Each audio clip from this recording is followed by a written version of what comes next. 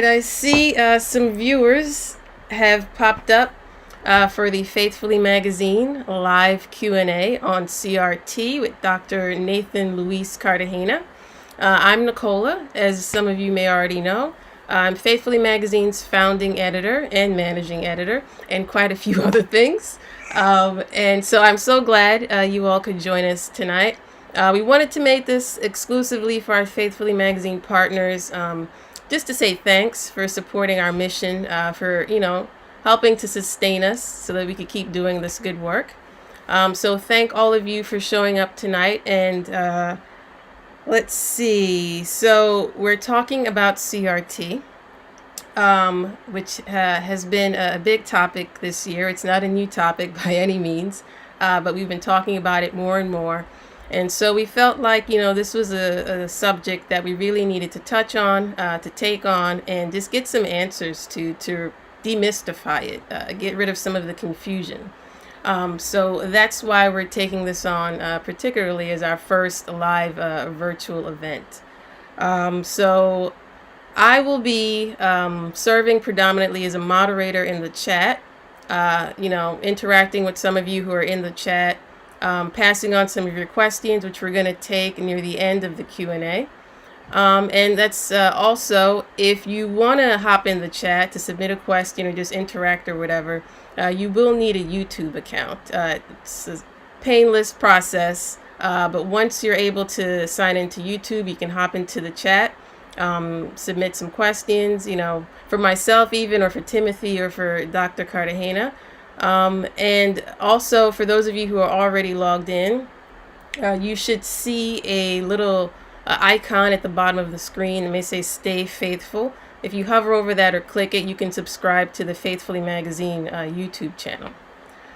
So let's see. Finally, I hope this conversation is edifying for all of us. Like I said, takes away some of the confusion and helps some of us to move forward in some good, positive ways on this topic and other related issues. So without any further ado, I'm going to pass it over to Timothy Cho, who's Faithfully Magazine's associate editor. Hey, Timothy. Thanks, Nicola. And thanks, Nathan, for taking this time to talk about this really important topic of critical race theory. I think that term has been thrown around everywhere, from churches to even executive orders. So I think it's a very great time for us to discuss this and to hear from a critical race theory scholar about questions that we might have about these things. When you first sent your first interaction with us, back earlier on this year about critical race theory, it came at a really good time for me because the term critical race theory had been thrown around so many times. It's kind of a boogeyman, and I didn't really know what it was. And so I was always thinking, man, isn't there a Christian scholar who can help us to kind of navigate these murky waters? And so you just came at a really great time. So I just want to say first how much I have appreciated your three-piece, 3 articles, just breaking down so much nuance, so much charity and grace in all those pieces. So it's just a real great pleasure to be able to ask you some questions, just a bit about your background, your study of CRT, and even just maybe even questions about how Christians should even think about this topic as a whole. So I'd love to just begin with the first question. Can you just share a bit about yourself and your background? Like, who is Nathan Cartagena? Thank you. Well, first, I need to give a shout out to Sister Nicola and to Brother Timothy. It's a joy to be with you all. I'm so honored to be the one that's participating in your first ever live Q&A. So the pressure's on. I hope to deliver the goods. I also want to salute the great work you all have been doing at Faithfully. And I have told many that it's a joy to be able to write for you all and to work with you all. And I'm so especially grateful for the ways that you've been caring for the racialized minorities in the church, and particularly in the United States. I also want to give a shout out to all those that are viewing or that will end up joining us. I thank you for taking time on your Friday afternoon/evening. And maybe it's even a different day because you're watching from some other country besides the United States and you're in a completely different set of time zones. Thank you for taking time to listen to us. And I pray that what we have to say will prove edifying and encouraging and enlightening and also challenging. I want to say one more thing before I answer the question, and that is, as one who has ancestors that are indigenous going way back, I think it's important to recognize the lands that one is on, the ancestral lands that one is on when one is talking. So I note that I'm coming from the ancestral lands of the Ojibwe, the Ottawa, and the Potawatomi, as I'm coming from Wheaton, Illinois.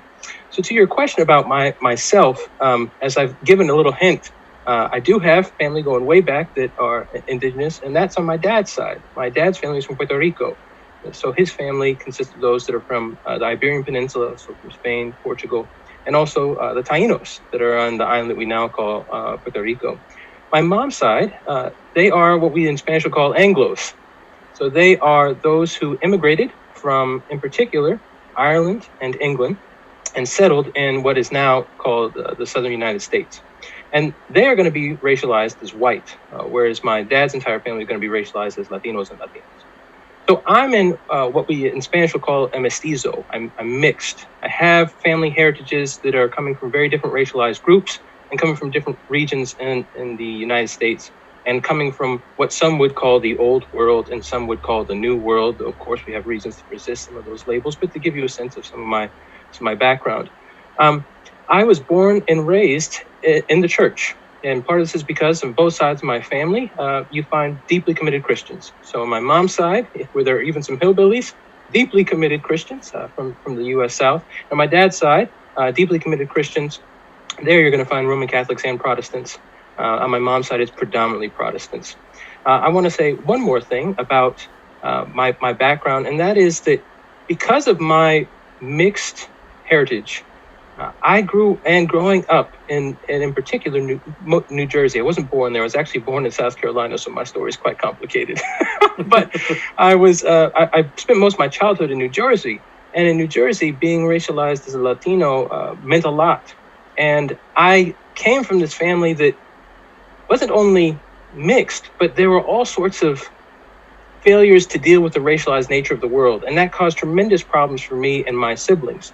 And there were time and again, especially my brother and I were like, why are people seeing us as black and they're treating us as black? And why do the Latinos and Latinas not associate with us if we don't speak as well, if we don't speak Spanish as well as they do? And man, nobody in the world thinks we're white. What in fact is going on? And there are times you'd be in one setting and we'd be racialized. We might be seen as white and treated as such. And there are times where other settings we were seen as black and treated as such. And it was jarring. It was disorienting. And this would happen whether I was in public school or I was at a park, or I might actually be at church. It was completely different racialized experiences, again, sometimes from one room to the next.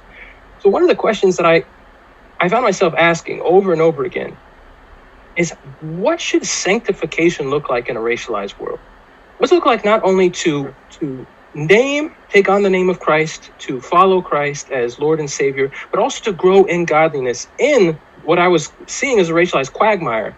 And I had this question that haunted me in part because I couldn't find good answers where I was in New Jersey. So people were often trying to pretend that race wasn't an issue, or if they saw that it was an issue, I found one of two were of the main responses. One was assimilation. Okay, yeah, but let's and still in some senses let's pretend race isn't an issue. And I thought, okay, this isn't really helping.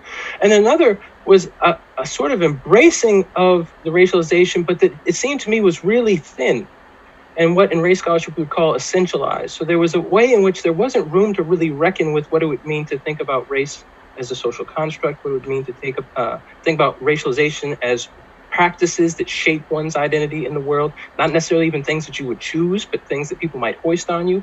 So that was a key question that I had. And to answer that question, I've studied a lot of different things. I've studied moral philosophy. I studied military ethics. I studied Thomas Aquinas, and I've studied race scholarship, and especially critical race theory. And I'm grateful that I'm currently at Wheaton College in Illinois, where I'm able to bring all of the things that I've studied to bear in class and in the research that I'm doing to try to help edify the church by answering, again, that question, what should sanctification look like in a racialized world?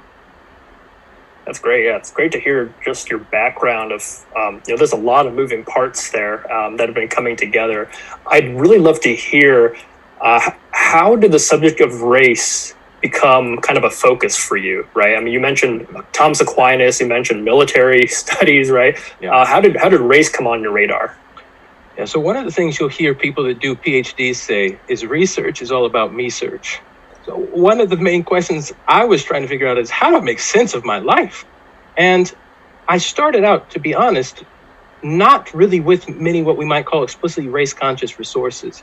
I started out with people who, at the time I didn't realize it, were trying to push me into assimilating into visions of what I would call Anglo-Saxon whiteness and white normativity.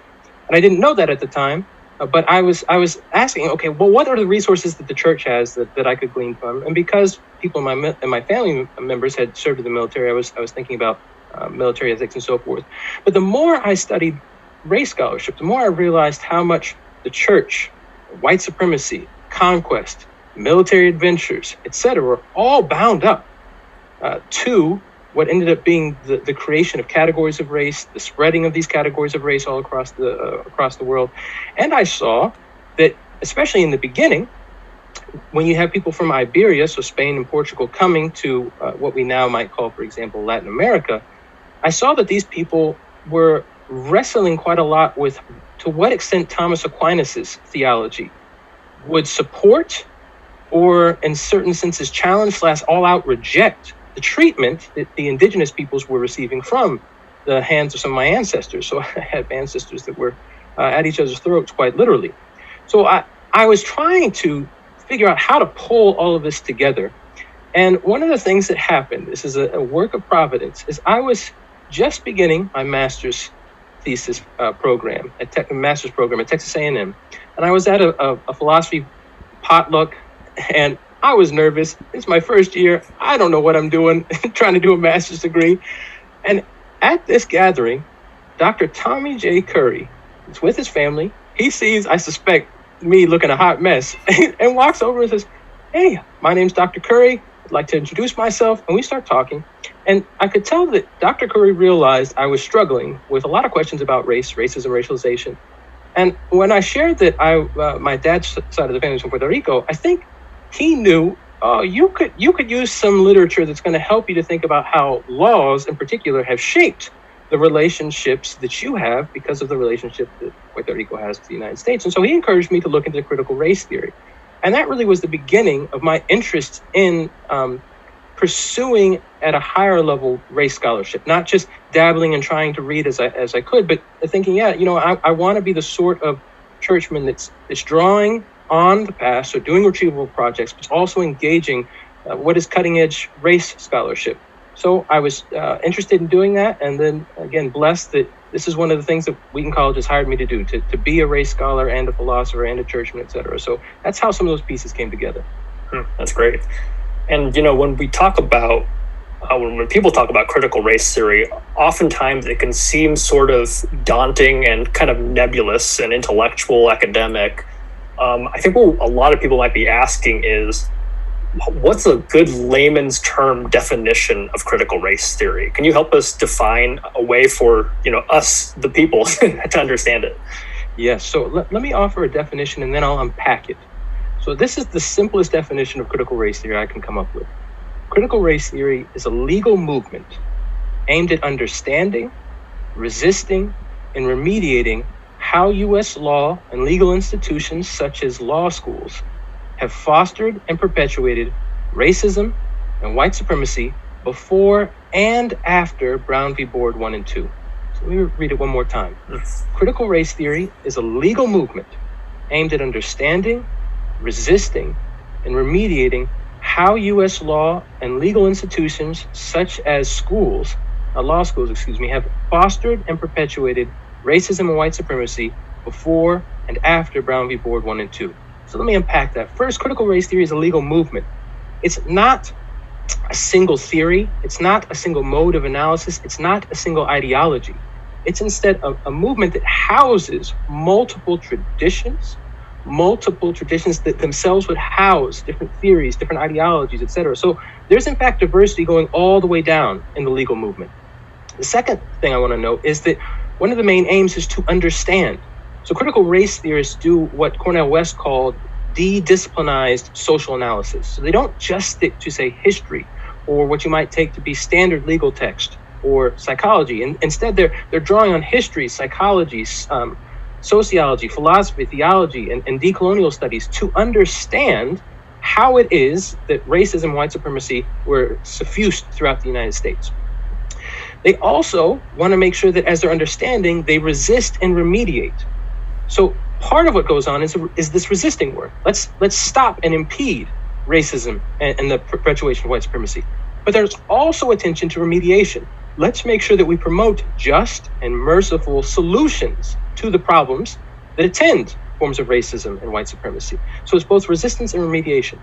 Next, there's it's a legal movement that's focusing specifically in its origins. Now it's gone a bit global. So you can find people in the UK, for example, and India doing critical race theory. But at the beginning, it's really just U.S. centric. So it's focused on how U.S. law and legal institutions like law schools fostered and perpetuate racism. Now, one of the things that you can think of is this: as Christians, we would believe that all human beings are law bound, and at least in two senses. One, we're bound by divine law. But in another sense, we're also bound by human laws, whatever societies we happen to live in.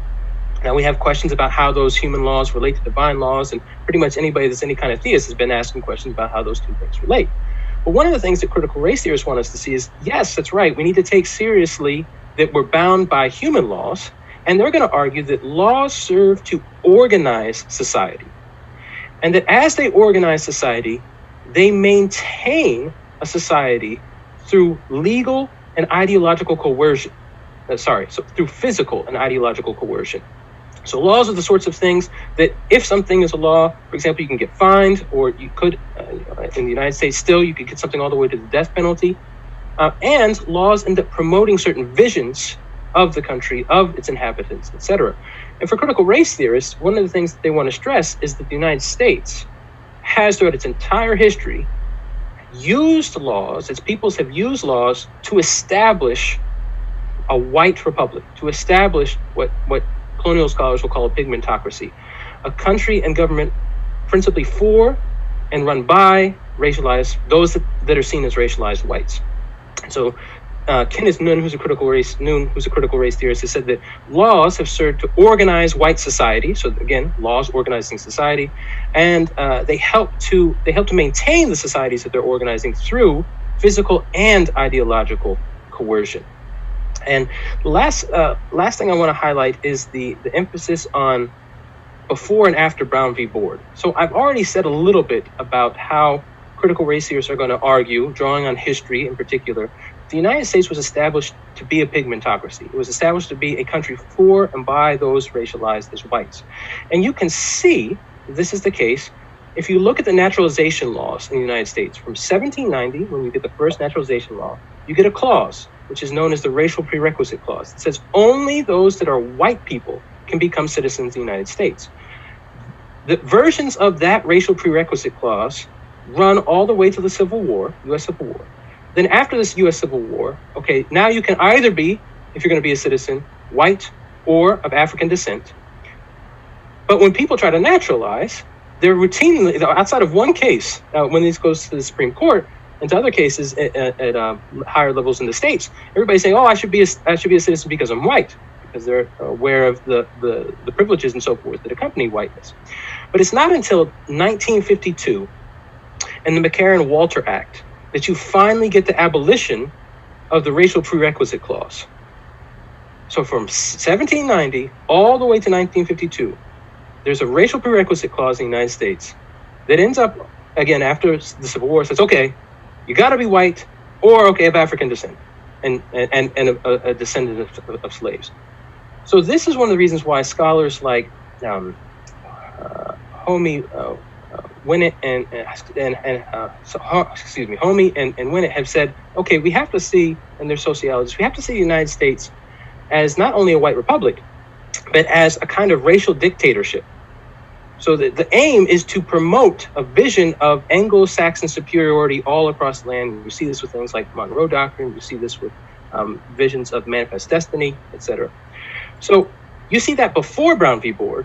Brown v. Board ends up being this important formal symbolic moment where the United States, through the Supreme Court, says, okay, we're going to actually start to break some of the modes of racial supremacy, racial dictatorship, racial apartheid, and we're going to have forms of desegregation. And we're going to try to make it so that perhaps for the first time, this will be a genuine multi-racialized democracy. But the critical race theorists are going to ask, okay, but did desegregation, did it happen? How did it go? Did we do much to change the institutions that were bound up with all these forms of racial dictatorship? And then what should we make of the rise, in particular, of the Republican Party, intentionally designed to be the white man's party? And you get all of these dog whistles and so forth to make that happen. But from Barry Goldwater all the way, frankly, to present day, the Republican Party is trying to be the white man's party. So critical race theorists are going to say, hold on, we got to ask all sorts of tough questions about to what extent, if at all, forms of racism and white supremacy have indeed left, or are they present in law and legal institutions in sometimes obvious ways and other times subtle ways? That's great. One of the ways that's helpful to define a term is to define what it isn't or what it might be responding to. So, the term critical race theory, it must be responding to something that came before it, right? So what is, I guess, uncritical race theory that critical race theory is trying to respond to? It's a great question. I want to say we can tell two stories. They're related, but importantly different. Two stories you'll find if you pay attention to the critical race theory literature. Here's story one. It's what I call Kimberly Crenshaw's story. Kimberly Crenshaw is going to argue that critical race theory is a movement that comes into its own in the late 1980s. And she's going to say it positions itself dialectically between two things.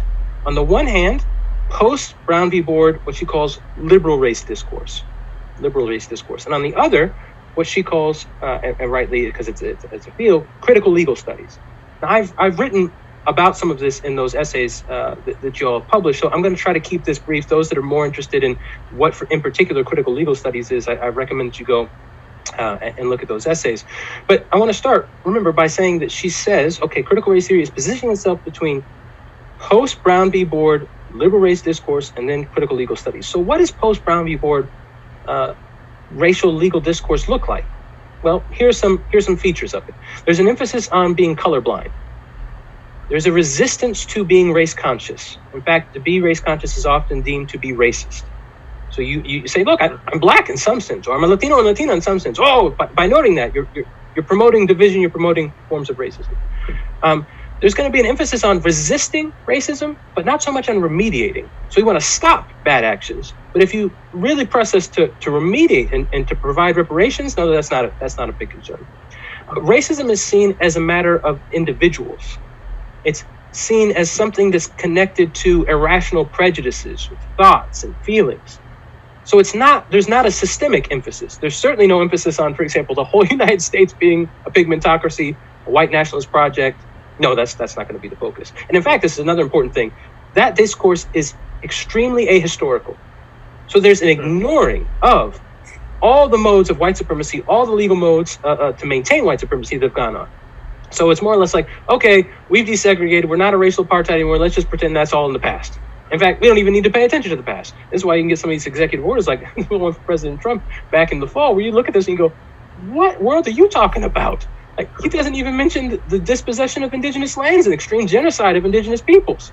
Doesn't mention anything about extreme imperialism, where you got the United States going to places like Cuba, Puerto Rico, Nicaragua, the Philippines, all part of an effort to promote the white man's empire. And this is one reason why Rudyard Kipling was so proud of the United States. He says, yes, hooray, you're taking up the white man's burden. He has an infamous/famous poem called The White Man's Burden. So all that gets ignored. And then there's a shift from talking about race as biological to more subtle ways about talking about race in terms of cultures. Subtle ways of talking about race in terms of culture. So you might still talk about, for example, those that are racialized as black as inferior, or those that are that are going to be indigenous as inferior. But you're gonna find people talking about their cultures rather than, well, they're just born with these genetic defects, for example. So that's some of the post-Brown liberal discourse on race. And I want to highlight it's liberal discourse. It's not just conservative discourse. It's also, if you're thinking about two political categories, it's both political liberals and political conservatives. This is one of the things that they're resisting. And then there's what's known as critical legal studies. So critical legal studies that involves the rejection, which critical race theorists endorse, of seeing the law as neutral and apolitical. There's critical legal studies theorists are going to push against what's known as political liberalism, so a theory of politics or a tradition of politics going back to somebody like Hobbes and picked up by Locke and Rousseau and somebody like Mill and John Rawls. So they're going to push against that. They're going to push against the right theories that are connected to that, and they're going to champion that the United States has forms of hegemony, but it has these, as it were, subtle ways of maintaining certain structures. Some of those are ideological, so through the ideas, the myths, and the stories that we tell, but also through modes of coercion, back to the law and how you might police, for example. But critical race theory say, okay, as much as all that's helpful, and we're actually going to resist some of it, you're not paying attention to race, you're not paying attention to racism, you're not paying attention to white supremacy. And you're not paying attention to how racialized minorities have used modes of political liberalism, somebody like Frederick Douglass, for example, and have used rights theory to promote forms of racial justice. You're just saying, nope, the whole thing's got to go. And so they're saying you're not paying attention to the distinctive ways in which we're being oppressed, we're being exploited in racialized terms, and you're also not paying attention to our histories, where we've used some of the discourse and some of the tools of political liberalism and rights rhetoric to promote justice. You're just telling us, nope, that all has to go. So I know it might seem like quite a lot, but that's just story one. That's story one. So it's seeing critical race theory as an alternative in important senses to that liberal discourse about race and critical legal studies. But here's the second story. Critical, and this is what I call the Richard Delgado, Tommy Curry story. Critical race theory is a movement that began with the work of Derek Bell and Alan Freeman in the 1970s. Bell is resisting integrationist positions and theories championed even by the NAACP and white liberals. Because Bell is saying, wait a second, we're actually not finding desegregations working.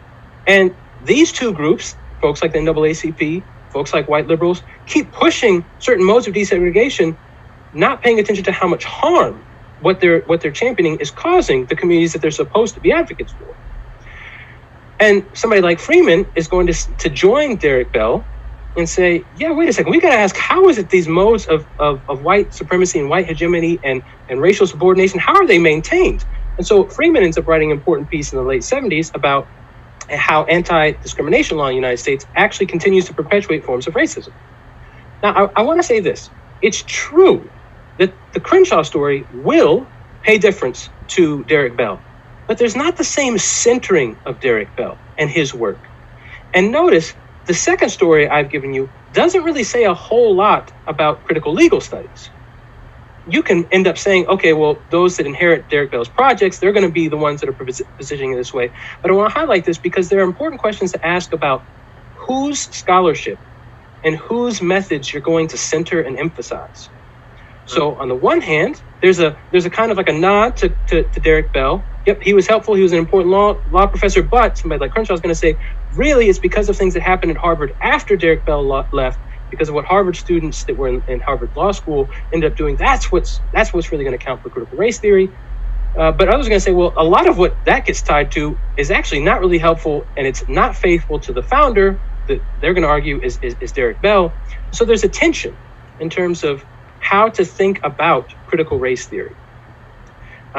But last thing I'll note is this. Again, even with that tension, we have to see that critical race theorists, whether you take the Derek Bell story, sorry, just 1 second, I'll shut this off. Whether you take the Derek Bell story or you take the Delgado Curry story, it's the case that they're positioning themselves against political liberals and political conservatives. So critical race theory has never actually been all that desired. It's the sort of thing that people from a whole range of political perspectives were resisting. And I think one of the terms that gets kind of put together with CRT is this idea of intersectionality.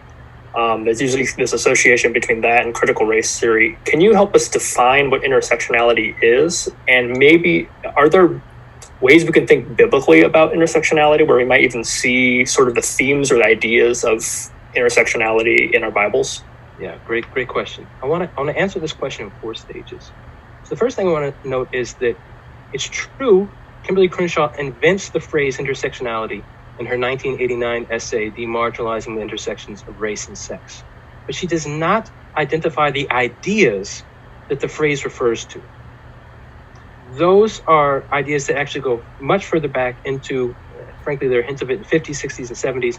And I've written some about that in the essay. So I want to note first, we need to see that though Crenshaw invents the phrase intersectionality, the ideas that she is employing in that 89 piece had been around for decades before. Now, second thing I want to note is that there is not one definition for intersectionality. So some of us are like, man, CRT and intersectionality seems confusing. Yep, because there's not one definition for any of these things. And as you could tell from my two stories, not only are there different ways of thinking about it, but people are importantly committed to the different ways of thinking about it. So it's a lot of diversity. So let me read 3 definitions that you can find in the CRT literature. They're prominent definitions, but you're going to notice they're very different. So here's the first one. This is one that Richard Delgado and Jean Stefanich put in their critical race theory, their introduction to critical race theory, published in 2017. And this is how they define intersectionality. Intersectionality is the belief that individuals and classes often have shared or overlapping interests or traits. That's it. So, belief that individuals and classes often have shared or overlapping interests or traits. Now, I think that a lot of us are going to hear that and go, wait, that's all? Because we're going to expect something like the second definition. Here's a second definition from Kathy Davis. She offers this in 2008 in an essay that's important and talking about the ways in which intersectionality has developed. She says, intersectionality is the interaction between gender, race, and other categories of difference in individual lives, social practices, institutional arrangements, and cultural ideologies, and the outcomes of these interactions in terms of power. So there it's clear she's talking more about what some of us are going to expect, and we might use the phrase axes. So the axes of identification and what are the different features of my different identities, etc. But that same focus wasn't in the Delgado and Stefanich definition. So now I want to go to a third, and this one is from Patricia Collins and Sarma Bilgi and their introduction to intersectionality from 2016. They write, intersectionality, this is a longer definition, is a way of understanding and analyzing the complexity in the world, in people, and in human experiences. The events and conditions of social and political life and the self can seldom be understood as shaped by one fact. So there are multiple things that are shaping how I'm going to navigate the world and how people are going to interact with me. They are generally shaped by many factors in diverse and mutually influencing ways. So you can think about it in terms of something like a basic physics idea. There are multiple forces pushing against you. And it's never just one.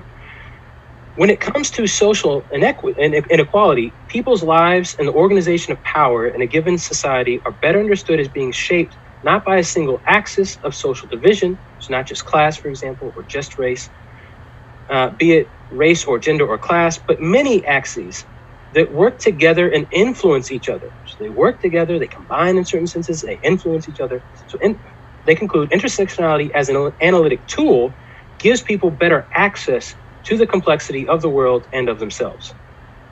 So these are 3 different definitions. One was short, and the last one was quite long.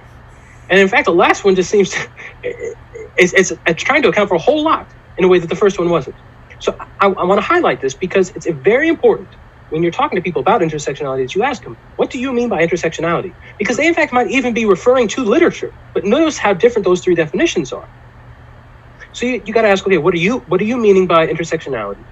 And then I want to say this, even though these 3 definitions are different, we can see that they present intersectionality as something, notice, it could be a belief or an analytic / a way of understanding the world.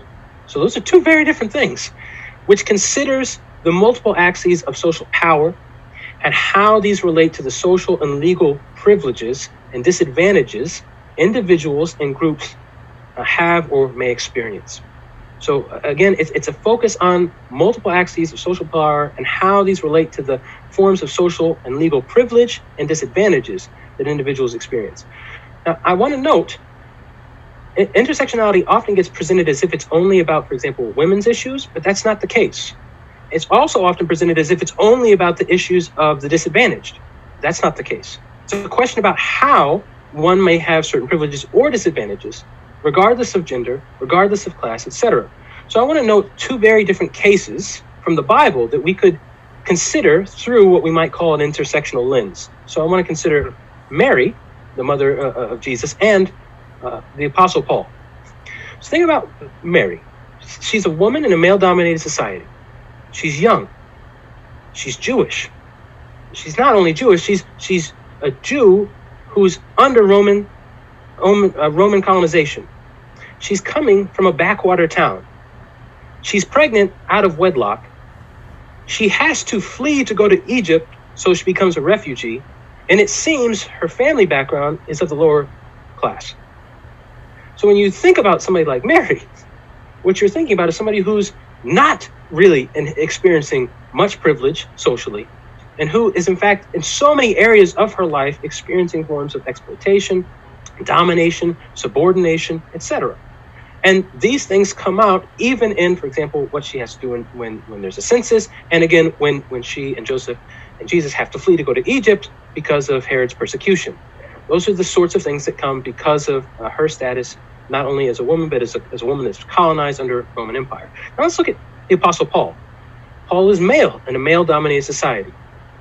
He is from a prominent Jewish tribe. Notice we actually don't ever learn what Jewish group Mary's from. We hear that Joseph is of the house of David, but we don't hear the same thing about Mary, whereas Paul's like, look, I'm from the tribe of Benjamin, and I'm a Pharisee, so I've been holding it down. He's highly educated.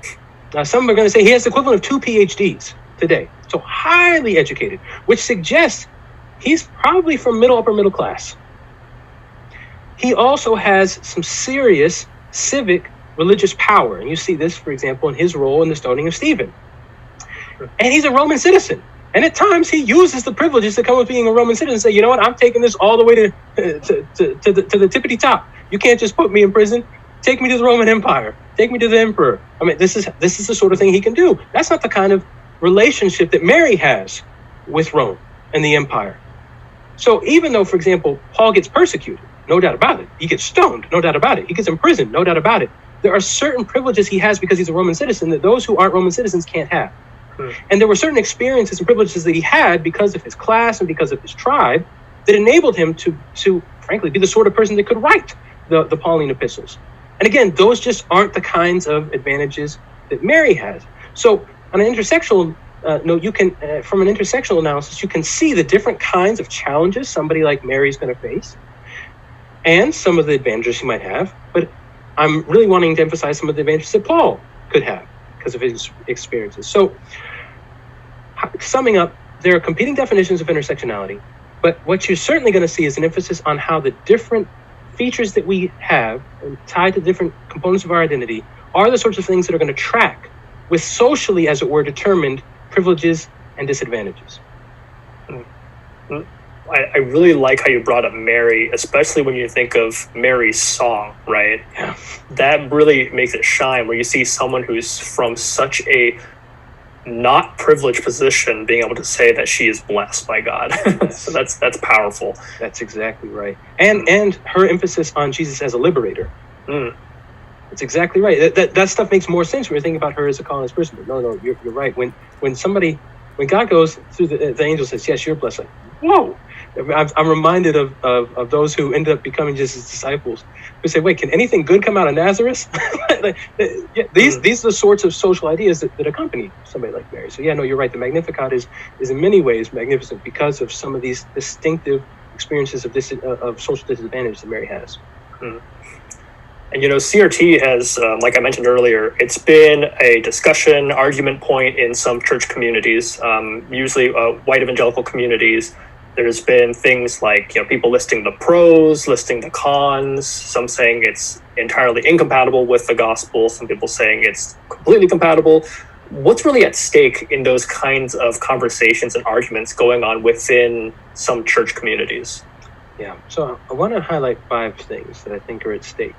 Here's the first one. It's a matter of neighbor love. So how we interact with our critical race theorist neighbors, the extent to which we engage them justly, is a matter of how well we're going to love them. And I want to say we have to ask this question: are we loving our critical race theory neighbors in our interactions with them and their scholarship? And a lot of times, I'm going to be blunt, the answer is no. And this is even from those who might advocate in some senses for critical race theory, but they don't make extended stays in the scholarship. They talk without knowing much. And often it causes so much harm.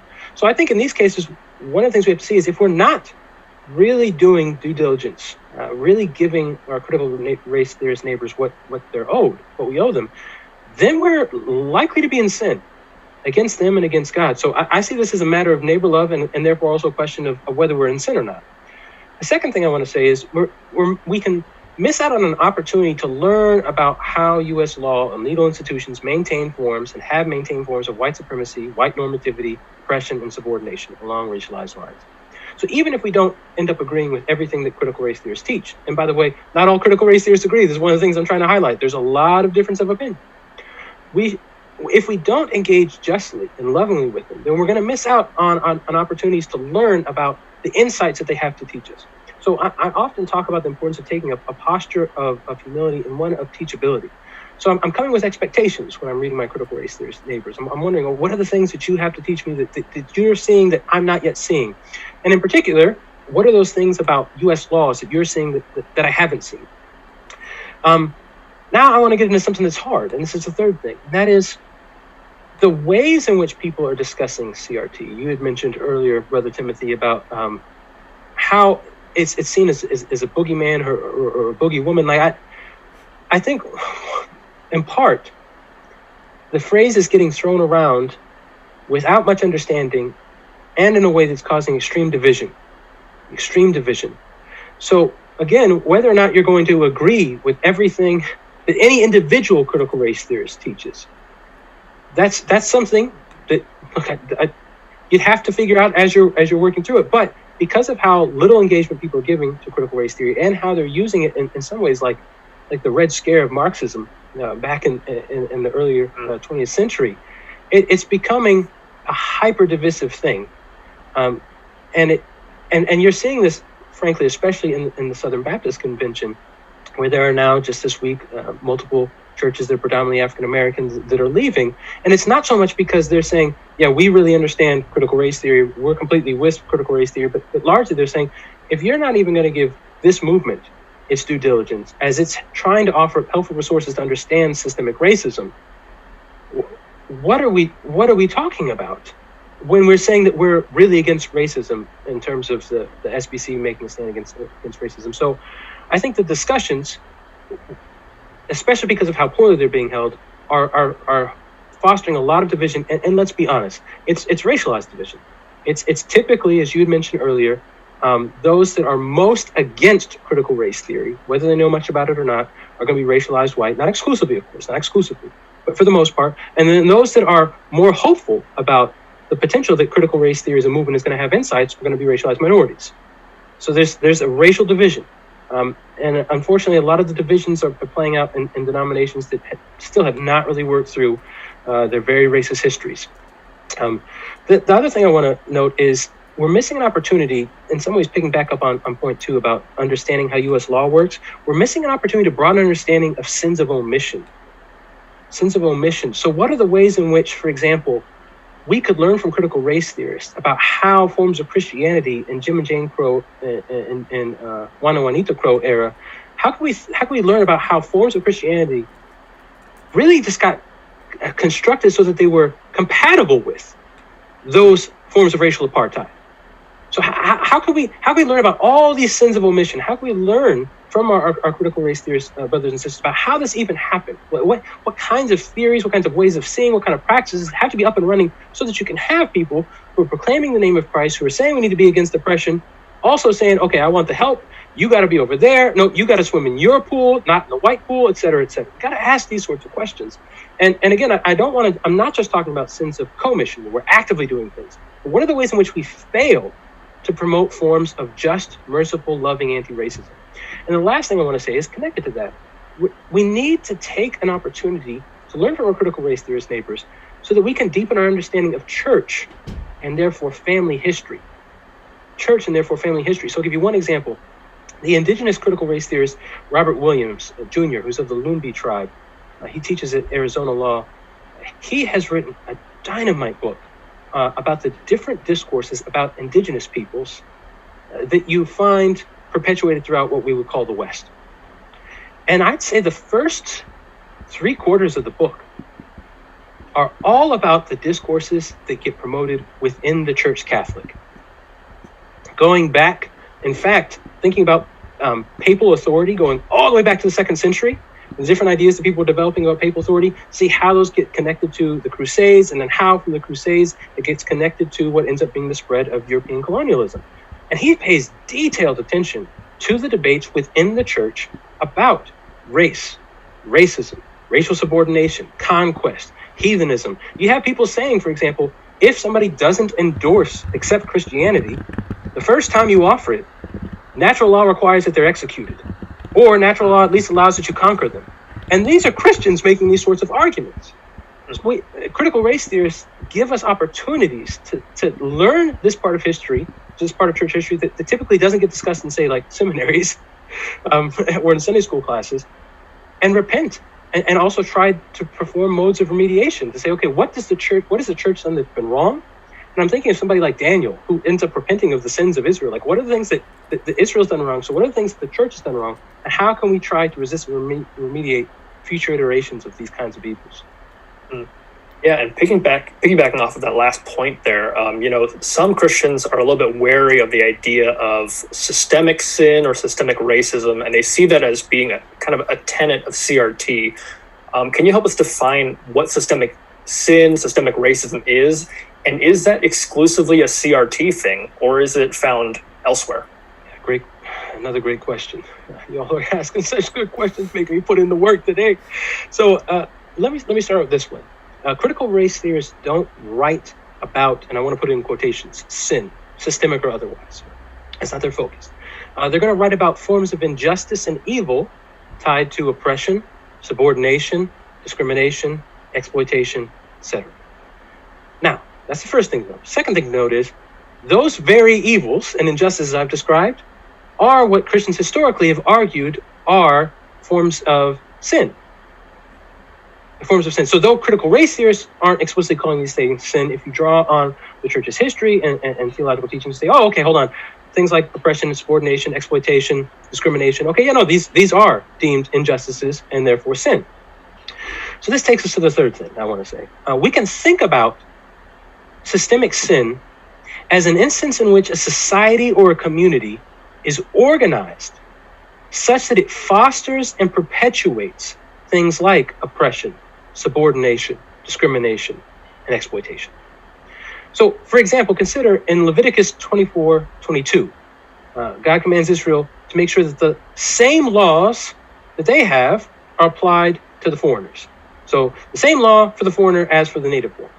So there's a vision about what a legal system needs to look like. You can't have it so that if you're native born to Israel, you get one thing. If you're a foreigner, you get some other thing. If you were to have it that way, then what you have is a sinful legal system. And we could talk about it as an instance of systemic sin. So I want to note that you get similar focus on legal systems in Leviticus 19:15. So in fact, the Old Testament pays a lot of attention to legal systems. So there are some good questions to ask about how some of the concerns that you're going to find, especially in the Mosaic Covenant, get replicated in terms of discussions of legal problems in the United States. It's a good question to ask. I want to note, too, in Exodus 22, verses 25 through 27, it's pretty clear. The Mosaic Covenant is saying there are certain systemic, evil, and so sinful loaning practices that Israel should not participate in. So you have certain legal concerns, and you also have questions about loans and interest. And another example, you can see this in James 5, 4, and so chapter 5, verse 4, and Deuteronomy 24, 14 through 15, there's an emphasis on how system and practices of low or delayed wages, that's sinful. So there's a whole practice and way of giving people less than they're owed, or of delaying the payment. Okay, no, this whole system would support that. That's sinful and evil. That's the sort of thing that the people have need to be against. So I want to say this. Given what I've highlighted, we can say, okay, yeah, no, it's not the case that concerns about systemic sins are distinctive or unique to critical race theory. Nope, I think we see good reasons to say there are those kinds of concerns about systemic evils all the way back in the Mosaic Covenant.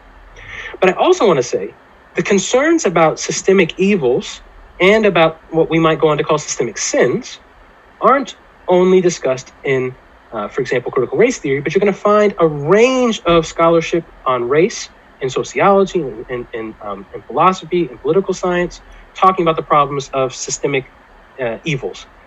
So, for example, you'll see them discussing the evils of U.S. racial apartheid, talking about, for example, the ways in which you get a racial apartheid between those that are seen as white settlers and those that are seen as indigenous peoples in the very beginning of the United States, and racial apartheid when you get the rise of Jim and Jane Crow after Plessy v. Ferguson, where it gets really formally established.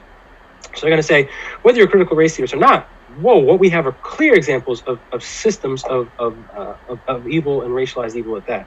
And then the last example I want to note is the 1987 case, Kemp versus McCleskey, where the Supreme Court says, yeah, we know it's going to be the case that more racialized blacks are going to be wrongly found guilty of murder and are going to be at higher rates than other racialized groups wrongly found guilty and also given the death penalty. But we're going to roll with it. So that's going to be an example of a clear systemic problem where the courts are acknowledging, yep, there are these clear cases of racialized inequity, but we're just going to live with it. And now you're going to get an entire legal system that's, in certain senses, presuming, yep, this is what's going to happen, and it continues to go forward. So those are some examples, both from scripture and then examples from history, where, again, people in political science and sociology, they're going to be thinking through things like U.S. racial apartheid or versus Kemp. Awesome, that's great. We're going to pivot now to something we've promised is that we would answer. Actually, I won't answer. Nathan, you'll be answering some questions that have been sent in by the viewers here. So the first question I have here is by Faye. So shout out to Faye. What are some loving responses that we can give to people who accuse us of advocating CRT when we're actually just talking about justice? Great question. A few thoughts come to mind. So one is we need to remember that circumstances matter. So somebody comes to you and accuses you of advocating for CRT when you're just talking about justice. You have to ask, where are you? With whom are you talking? What's your role in this place or this community, etc.? It's going to be an important set of questions to consider. And then we have to realize, and this is tough, but it's true, sometimes it's wise and loving to answer a person by defending yourself. But other times it's wise and loving not to respond with much more than something like this. I don't want to have this conversation right now. It's all going to depend on what you perceive to be the nature of your interlocutor, the person that's coming at you, as we would have said in New Jersey. Some people they're gonna accuse you of something, but it's clear they have a posture of hearing you out and saying, like, I think you're championing critical race theory, and I'm a little concerned.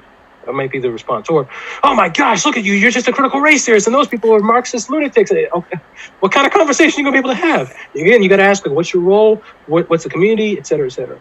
So we have to discern: is it wise and is it loving to defend ourselves in certain ways, or do we need to take a step back and say, no, you know what, I can't answer a fool according to the fool's folly right now?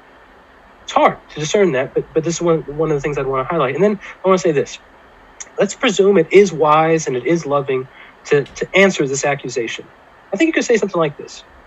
You can say, I'm not talking about the theories or positions that derive from nor unique to critical race theory. I'm presuming that's the case.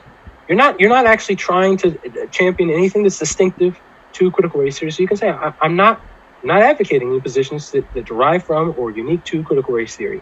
And you could talk about, for example, how somebody like Albert Rabbitoe discusses the racialization of law in the United States. He's a Greek Orthodox brother. And you could say, yeah, look, if I read Rabbitoe's Slave Religion, I'm seeing these are problems. And this is U.S. religious history. This isn't critical race theory. You could think about somebody like Toni Morrison and her great literary criticism book, Playing in the Dark. You could say, no, I'm championing ideas from Sister Toni Morrison. That's also not critical race theory. Now, I want to say, if that's what you're doing, great. But I also want to caution against what I see as this rise in the desire to distance oneself from critical race theory, even though you don't know anything about critical race theory, and say like, oh, we don't need critical race theory at all. We can just focus on something like Rabbitoh or Winthrop Jordan or Toni Morrison or maybe Angela Davis that they gave us. And I want to say, wait a second. We have to ask, is that track promoting love of our critical race theorist neighbors? Or is it promoting injustice towards our critical race theorist neighbors? Now, if you don't know anything about CRT, that's okay. Just be honest. That's not my specialty. I don't know. But I do know Rabbitoh and I do know Morrison, for example. But let's be very careful about saying, oh, we don't even need this movement. We can just deal with forms of racism and promote forms of anti-racism without knowing anything about this at all. Okay, yes, you can do some of that. I wouldn't deny that. But my question would be, what is your posture towards critical race theory as a movement, especially towards your critical race theory neighbors? That's great. Let's see. One other question we got here. Can I interrupt real quick before we get too off course? Someone in the chat named Noah, I think Dr. Cartagena, you were mentioning like a last case example. I think you said the Supreme Court. What was the name of that case again? Kemp versus McCleskey. One more time? Kemp versus McCleskey. Okay, thank you. Go ahead, Timothy. I just didn't want to get too off course or you forgot that part. Sure. Awesome. So we have a question here from Leon in the chat. He's asking, some argue that CRT is a secular ideology, and that's why it shouldn't be used by Christians. So can you speak about other secular philosophies or ideas in Western theology that are being used in Western theology? Yeah. That's a great question. Let me take a step back. I sometimes do this. I flip the order. So the case is McCleskey versus Kemp, 1987. And I was saying Kemp versus McCleskey. But yeah, so sorry about that. This sometimes happens. Anyway, so in terms of questions about ideology, so in some ways, we have to see that the church has wrestled throughout its history with thinking about to what extent, if at all, Christians should endorse ideas, positions, frameworks, claims from what we're going to deem non-Christian groups. So I'll note two examples of this. One, you get what I call the Tertullian model, which is going to, you got Brother Tertullian who's going to ask a question like, what does Athens have to do with Jerusalem? So what does Greek philosophy have to do with any of this stuff that we're trying to do in terms of championing Christ? That's one option. And then you have somebody like Clement from Alexandria who's going to say, all truth is God's truth. So if these people are saying anything that's true, like these are things that the Lord is happy for us to learn, let's learn them and learn about God and learn about what we might call the ways in which God has revealed God's self through general and special revelation. So through the scriptures, through Christ, through the prophets and the apostles, but also through things like what Calvin will call the theater of creation. So you have two differing views that run all the way up to present day throughout the church's history. This is one thing to see. Second thing to see is throughout history, the church has drawn on different philosophies. So I want to be careful with how we're thinking about ideology. Sometimes it only has a negative connotation. So I'm going to switch to the phrase philosophy. It has used different philosophies to articulate Christian theology. So you see this in the creeds, for example. So in the formation of the creeds and in the early church councils, certain forms of Platonic philosophy, certain forms of Stoic philosophy are very important. And what you find is the church is drawing from certain categories that are available to them from the Platonic or Stoic philosophies of their day and saying, okay, yeah, no, we can think about homoousios versus homoousios, so of the same substance versus of similar substances. Right? You're not going to find substance discussions full-blown in Old or New Testament. But what our historic sisters and brothers are going to say is, okay, but that's getting at the same idea. Similar to what I've done when we were talking about intersectionality, you can say, oh, well, if I use this intersectional lens, I can understand somebody like Ruth better, or I can understand Mary better, or Paul better. And then the other thing I want to say is, a lot of times Christians have used visions about how we draw and implement insights from non-Christian groups in ways that are troubling. And here's what I mean. So though I'm a huge Augustine fan, Augustine talks about plundering the Egyptians and trying to find Egyptian gold. Now, he's referring to something that happens in Exodus, where it ends up that there's a kind of plundering that goes on when Israel's leaving, and they're able to get all sorts of wealth from the Egyptians, and they use that to craft the tabernacle. So that's part of Augustine's idea. He's like, look, you can take all these things and you can use it to make something that's beautiful and glorifying to God. But I want to caution about how we think of interacting with things that aren't coming from distinctively Christian groups, because if we just go around talking about plundering all day, well, we're right back into a certain kind of colonizing conquest motif. And we have to ask, even if there are truths in these groups, how do we relate justly to the groups that have given these insights? And so here I think about one mode that I think is a better way of talking about this, but it's still a bit problematic. And this is one that Boethius and Thomas Aquinas talk about. They talk about taking water and turning it into theological wine. So they're thinking about what Jesus does with water. And I want to highlight, when they use this analogy, this metaphor, what they're stressing is the original thing is life-giving and nourishing. But there's an important sense in which it gets enhanced when it gets brought up into distinctively Christian registers. So they're still trying to pay deference to the water, saying that this is good even before we start thinking in the distinctively Christian ways about it. But then once we start thinking about these things in distinctively Christian ways, well, then we can talk about, for example, how, as I would argue, the Spirit is not only a liberating spirit, but the Spirit is a spirit that illumines human reflection. So I would argue the Spirit is an agent of race-conscious justice and mercy. So I'm taking certain ideas about race consciousness, that's water for me, and I'm thinking in a very distinctively Christian register, and thinking like, okay, if the Spirit is the agent of liberation and illumination, oh yeah, okay, well, the Spirit would be the one that's helping to promote just, merciful, loving forms of race consciousness. That's super helpful. I think we have time for one more question here.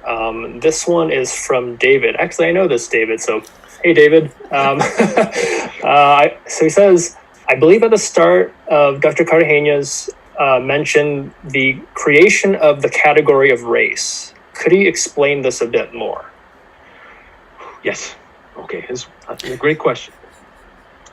So we need to see that the category of race is a colonial construct. People haven't always racialized themselves or others. They didn't see themselves as race. They might have seen themselves as belonging to certain tribes, to certain nations, to certain peoples, but seeing yourself and others as race happens at a particular historic moment. And that moment happens to be in Portugal in the 15th century, 1444. You're going to get the beginnings of what race scholars are going to call, I've just blanked on what it's called, racial, well, it's like a racial spectrum. That's not the right word, I apologize, I'm blanking on what it's called. But it's the beginnings of thinking through who counts as white, who counts as something that's not white, but then especially this, we're going to have this category black, it's at the bottom. And so in fact, in 1444, you get the very first recorded, explicit, racialized construction of white supremacy by a chronicler for the Portuguese king. His name is Azuara, and he's going to say, look, we had some people coming from Africa that are on this slave ship, and they're being sold because they were captured, and they were seen to be captured justly in a just war against, in particular, Muslims in North Africa. And they're going to say, well, we had some that are white, and so fair and pleasant to look upon. And then there are the mulattoes. There's not much that they say about those. So those are those that are going to be seen as somewhere in between whiteness and blackness. And then there are those that they say, I like the Ethiops, which is a Greek for burnt-faced. And it talks about how they look like they were from the lower hemisphere, which is a racist way of saying it looked like they're from hell. So already, racial scale, that's what it's called. Sorry, it took me forever to get that, a racial scale. So you see that. But then it's actually not until in 1512 and the laws of Burgos that are a Spanish construction is you get the first ever legal racial category. It's the Indian. So the laws of Burgos created by the Spanish, are the first ever legal racialized construction and categorization of two racial groups. There are the Indians and there are the white Spaniards. And you're going to find, because of the influence that Spain and Portugal and others are going to have, these ideas are getting shot all over the place. So you're going to get distinctive ways of racializing throughout global history. So that, for example, at times, Irish people are seen as black, and at times they're seen as white. At times, Chinese people are seen as white. At times, they're seen as yellow. At times, they're seen as black. So they get racialized in very different ways. At times, those from Mexico are seen as these nasty hybrids that you should want to have nothing to do with. And then other times, after the Treaty of Guadalupe Hidalgo, where the United States has frankly engaged in this unjust war, has been able to take huge swaths of Mexico, well, because they say that all the people that are part of this treaty are now going to be able to become U.S. citizens, those same Mexicanos and Mexicanas that were seen as these nasty hybrids and so not white, well, if they're going to be U.S. citizens, what do they have to be? Given what we said earlier, they have to be seen as white. So that's an example of construction of whiteness by legal fiat. So they're deemed white, but it's a wild kind of white, because even though the law says, well, okay, in some ways, since you're U.S. citizens, you got to be white, people aren't treating those Mexicanos and Mexicanas like they're white. And you can see how that continues to play out today. And I'll highlight, there are ways in which we have to see that these categories that get constructed during European colonialism are very fluid, as you can tell that I've been highlighting. And so you have to ask, in any particular historical moment, who's getting racialized as white? What's seen to be connected to whiteness? And what is seen as being disparate, distinct from whiteness? And then what are the graded scales? So it's not enough to say, okay, these things are different. But, for example, it's typically the case that Latinos and African Americans are going to be racialized not only as inferior, but as intellectually inferior to whites. That's not a racialization pattern that holds very often for those that are racialized as Asian. They're not typically going to be racialized in a way that's going to see them as intellectually inferior. However, they're, especially racialized Asian men, they might be racialized so that they're seen as, okay, yeah, like they're not all that sexual, they're not all that interested in sex. Whereas those are going to be racialized as black or Latinos and Latinas, they're going to be like, oh man, these people are like hypersexual. So you get very different conceptions of racialization, and you get different levels of access / a graded scale, I want to get back to that, towards what's seen as normative and frankly historically seen as white. So I hope that helps to answer, it was David's question about racial construction. Awesome. Well, that's all the time we have for tonight. Again, Nathan, it's been a great roller coaster ride going through CRT with you. So I'm really grateful for you giving your time. Grateful to the listeners for listening. Nicola, do you have any last words for us before we close out here? Yeah, so I just want to thank you again, Dr. Cartagena, for participating in our first live virtual event. We really appreciate that. And we just hope, you folks that tuned in, that, you were encouraged or edified, or maybe some of the clouds rolled back a bit as you listened to the discussion. So thank all of you for tuning in. I know it's Friday night. You probably want to go kick back and watch a movie or, a sports program or something. So we do appreciate you tuning in. Thanks, Timothy, again for, keeping in conversation with Dr. Cartagena. So thanks again, everyone. And I guess till next time.